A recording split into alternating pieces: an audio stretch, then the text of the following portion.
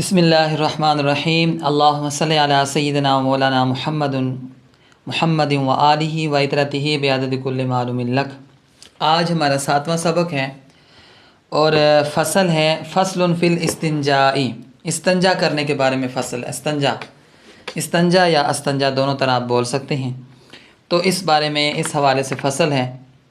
और इस्तंजा जो है बाब इस्तिफ़ाल से मस्दर है। इसका मादा नजवन है, यानी पेट से निकलने वाली निजासत को नजव कहते हैं। नजव, इस निजासत को दूर करना और महल निजासत को साफ़ करना इस्तंजा कहलाता है। अलगर्ज़ इबारत पढ़ते हैं और उसके बाद जो है मफ़हूम बयान करके तर्जुमा करेंगे। यल्ज़मुर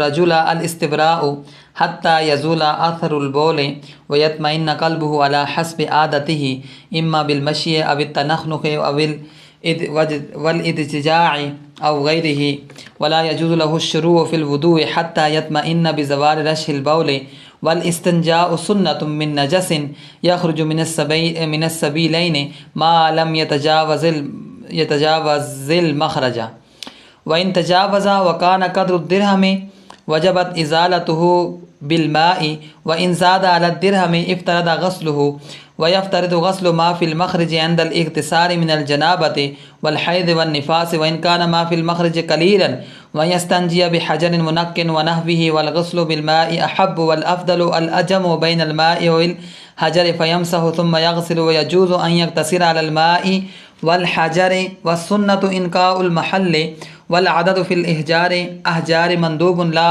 सुन्नतुन मुअक्कदतुन फ़यस्तंजी बिसलासति अहजार नदवन इन हसरत तंज़ीफ़ु बिमा दूनहा।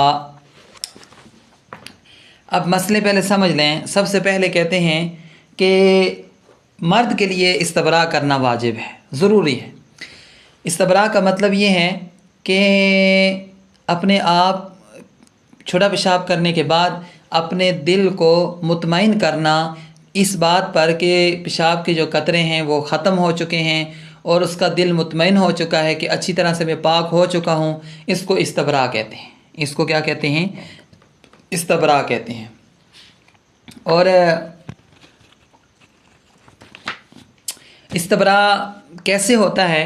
तो फरमाते हैं कि जैसे उसकी आदत हो, यानी जिस तरीके से जिस आदत के मुताबिक वो इन अपने इस बात पे मुतमईन होता है कि मेरे जो पेशाब के कतरे हैं वो ख़त्म हो चुके हैं, उस तरीके के मुताबिक वो आदत अपनाए और उसका दिल मुतमईन हो जाए। उसके बाद उसके लिए वज़ू करना जायज़ है, वगरना उसके लिए वज़ू करना जायज़ ही नहीं है। अब आदत उन्होंने लिखी है, अगर किसी बंदे का जो है दिल मुतमईन इस बात पे होता है कि मैं इस्तंजा करने के बाद जब तक चलूँ ना तब तक मेरे जो कतरे हैं वो ख़त्म नहीं होते, तो उसके लिए है कि वो पहले इस्तंजा करने के बाद जो है पेशाब करने के बाद थोड़ा सा चले, उसके बाद फिर इस्तबरा करे, उसके बाद फिर वो इस्तंजा करे, ताकि उसके जो जिस्म में जो उसके कतरे वगैरह हैं वो ख़त्म हो जाए। इस तरह किसी के खांसने के ज़रिए अगर किसी का दिल मुतमईन होता है तो वो खांस ले, किसी का लेटने के ज़रिए होता है तो वो लेट ले, या इसके अलावा जिस भी तरीके से इंसान का दिल मुतमईन होता है इस बात पर कि पेशाब के ख़तरे ख़त्म हो चुके हैं, वो उस तरीक़ों को अपनाए और उसके बाद जो है वो फिर वज़ू करे। उलमा फरमाते हैं जब तक उसका दिल मुतमईन ना हो जाए पेशाब के कतरों से कि भाई पेशाब के कतरे ख़त्म हो गए, उस वक़्त तक उसके लिए वज़ू करना जायज़ ही नहीं है। ये तो हो गया इस्तबरा के बारे में। अब इस्तबरा के हवाले से सारी बात हो गई है। आगे बात इस्तंजा।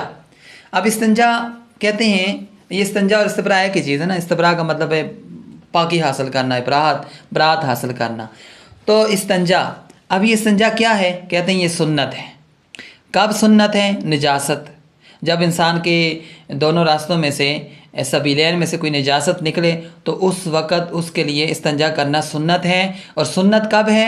जब निजासत निकले और वो दिरहम की मिकदार से कम हो, जो मखरज है, जो निकलने की जगह है, वहाँ पर वो दिरहम की मिकदार से कम हो तो उस वक़्त इस्तंजा करना सुन्नत है। और अगर वो दिरहम की मिकदार के बराबर हो, यानी दिरहम की मिकदार के बराबर हो, दिरहम की जितनी जगह में वो फैल जाए, उस वक़्त इस्तंजा करना वाजिब है। और अगर उस दिरहम की मिकदार से ज़्यादा हो जाए, मखरज के अंदर उस दिरहम की मिकदार से ज़्यादा फैल जाए, तो उस वक़्त इस्तंजा करना फ़र्ज़ है। اب اس کو ختم کیسے کیا جائے گا، دور کیسے کیا جائے گا؟ کہتے ہیں کہ اس کو پانی کے ذریعے اس نجاست کو دور کرنا واجب ہے، اور پانی کے ذریعے اس کو دور کیا جائے گا۔ اب اس کے بعد اگر کوئی بندہ جنابت سے غسل کر رہا ہے، یا حیض کا غسل کر رہی ہے عورت، یا نفاس کا غسل کر رہی ہے عورت، تو اس وقت اس کے مخرج میں جو چیز لگی ہوئی ہے وہ تھوڑی بھی ہے تو اس کے لیے اس چیز کو دھونا فرض ہے، کیونکہ وہ غسل کا الگ حکم ہے، اس کے لیے اس چیز کو دھونا کیا ہے، اگرچہ وہ تھوڑی ہو تب بھی اس کو کیا کرے گا، وہ دھو لے گا۔ اگلی بات ایک اور مسئلہ بتاتے ہیں کہ استنجا کس چیز کے ساتھ کرے گا، تو کہتے ہیں کہ وہ پاک پتھر استعمال کرے، اس کے ساتھ استنجا کر سکتا ہے، یا اس جیسی کوئی اور چیز بھی استعمال کر سکتا ہے، اور پانی کے ساتھ استنجا کرنا یہ اچھا عمل ہے، اور افضل یہ ہے کہ بندہ پانی اور پتھر دونوں کو جمع کرے، پہلے پتھر کا استعمال کرے اور اس کے بعد کیا ہے پانی سے کر لے۔ لیکن اگر کسی نے صرف پتھر استعمال کیا اور پانی نے استعمال کیا تب بھی جائز ہے، اور کسی نے صرف جو ہے پانی استعمال کیا اور پتھر نہیں استعمال کیا تب بھی کیا ہے، جائز ہے۔ اور دوسری بات، 3 پتھروں کے حوالے سے امام شافعی رحمۃ اللہ علیہ فرماتے ہیں 3 پتھروں کا استعمال کرنا سنت ہے، سنت مؤکدہ ہے، لیکن احناف کے نزدیک یہ ہے کہ 3 پتھروں کو استعمال کرنا یہ مستحب ہے۔ اگر کسی کی کوئی ایک پتھر سے بھی اگر پاکی حاصل کرنا چاہتا ہے تو اس کے لیے یہ بھی جائز ہے، 3 پتھروں کا استعمال کرنا یہ ضروری نہیں ہے۔ اب یہ تھا مفہوم سارا، اب ترجمے کی طرف آتے ہیں۔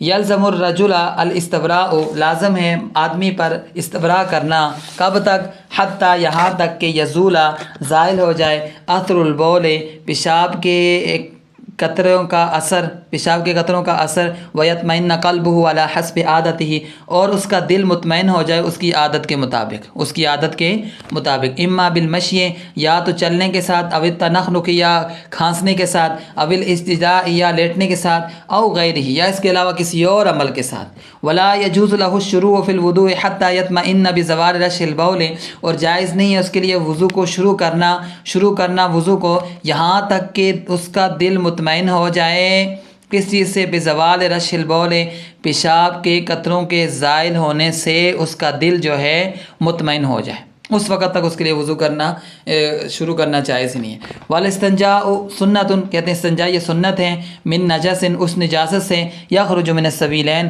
جو کہ نکلتی ہے سبیلین سے۔ کب تک سنت ہے؟ ما لم یتجاوز المخرج، جب تک وہ مخرج میں تجاوز نہ کر جائے۔ وان تجاوز، اگر وہ تجاوز کر جائے، وکان قدر الدرہم، اور وہ درہم کی مقدار ہو، وجب ازالتہ بالماء، تو اس کو پانی کے ساتھ زائل کرنا واجب ہے، پانی کے ساتھ اس نجاست کو دور کرنا واجب ہے۔ وَإِن زَادَ عَلَى الدِّرْهَمِ، اور اگر وہ درہم پر زیادہ ہو جائے، افترض غسلہ، اس کا دھونا فرض ہے، اس کا دھونا پھر کیا ہے؟ فرض ہے۔ وَيَفْتَرِضُ غَسْلُ مَا فِي الْمَخْرَجِ عِنْدَ الْاِغْتِسَالِ، اور کہتے ہیں فرض ہے دھونا ہر اس چیز کو جو کہ مخرج میں ہو، عند الاغتسال، غسل کے وقت، جو غسل جنابت کا ہو، او الحیض، یا حیض کا ہو، والنفاس، یا نفاس کا ہو۔ وَإِنْ كَانَ مَا فِي الْمَخْرَجِ قَلِيلًا، اگرچہ جو کچھ مخرج میں ہے وہ تھوڑا ہو۔ وَيَسْتَنْجِي بِحَجَرٍ مُنَقٍ، یہ کہ وہ استنجا کرے بحجر منقن، پاک کرنے والے پتھر کے ساتھ، وَنَحْوِهِ، یا اس جیسی کسی اور چیز کے ساتھ۔ وَالْغَسْلُ بِالْمَاءِ أَحَبُّ، لیکن پانی کے ساتھ غسل کرنا یعنی دھونا یہ زیادہ اچھا عمل ہے۔ والافضل، اور افضل کیا ہے؟ الجمع بین الماء او الحجر، کہ پانی اور پتھر کو جمع کرنا یہ کیا ہے؟ افضل ہے۔ فیمسح، پہلے وہ پتھر کے ساتھ رگڑے، ثم یغسل، پھر پانی کے ساتھ دھوئے۔ ویجوز ان یقتصر علی الماء، اور یہ بھی جائز ہے کہ وہ صرف اقتصار کرے پانی پر، یعنی صرف پانی کا استعمال کرے۔ والحجر، یا صرف پتھر استعمال کرے۔ والسنت انقاء المحل، کیونکہ سنت کیا ہے؟ جگہ کا پاک کرنا ہے، وہ صرف پانی کے ساتھ ہو جائے یا پتھر کے ساتھ ہو جائے، دونوں طریقے سے۔ تو کہتے ہیں والسنت، سنت انقاء المحل، جگہ کا پاک کرنا ہے۔ والعدد فی الاحجار مندوب لا سنت مؤکدۃ، کہتے ہیں کہ پتھروں میں جو تعداد ہے یہ مستحب ہے، نہ کہ سنت مؤکدہ ہے۔ فیستنجی بثلاثۃ احجار، پس وہ استنجا کرے گا 3 پتھروں کے ساتھ، ندبن، یہ مستحب ہے۔ ان حصل التنظیف بما دونہا، اگرچہ جو پاکی ہے 3 پتھروں سے کم کے ساتھ بھی حاصل ہو جائے تب بھی اس کے لیے 3 پتھروں کا استعمال کرنا مستحب ہے، سنت مؤکدہ نہیں ہے۔ اللہ پاک ہم سب کو عمل کی توفیق عطا فرمائے۔